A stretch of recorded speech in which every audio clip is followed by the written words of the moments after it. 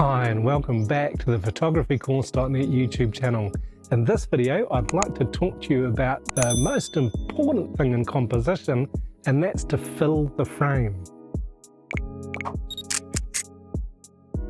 The frame is one of the key things that makes photography what it is. You've got to fit what you see and what you want to compose within the four boundaries of your frame. And the reason why that filling the frame is the most important aspect of composition is because you need to include only what's relevant. Once you start including irrelevant elements in your frame, it's going to weaken your composition and lessen the impact that your photo might have. Our vision, the way we see naturally, is not bounded by edges or corners.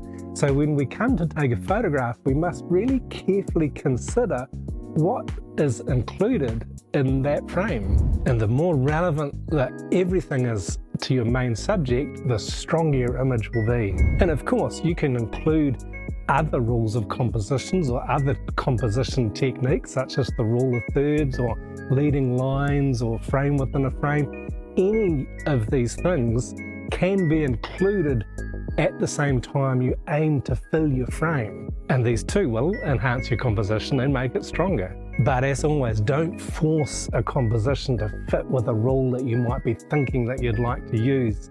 Make it as natural as possible and as relevant as possible to what you're photographing. And when I'm teaching my workshops and encouraging participants to fill their frame, I get asked about negative space. What about empty space in a frame? Is that filling the frame? Well, the answer there is so long as it's intentional. If you've got empty space in your frame that's unintentional, it's not usually going to work to support your main subject. If you've got one strong main subject and really well composed, really well used negative space, that space will help to fill the frame and really enhance your subject and draw the viewer's attention to it.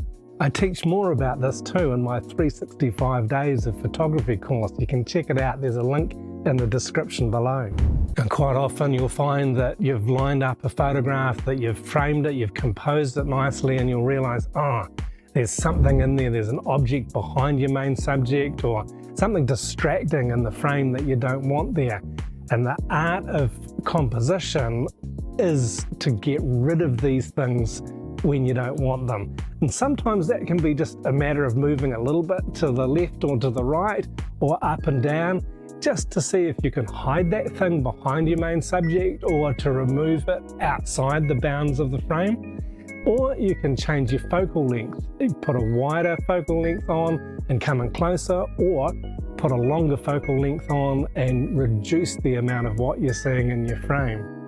You can also use a shallow depth of field to obscure what's in the background. And this is a great technique to use to hide ugly elements.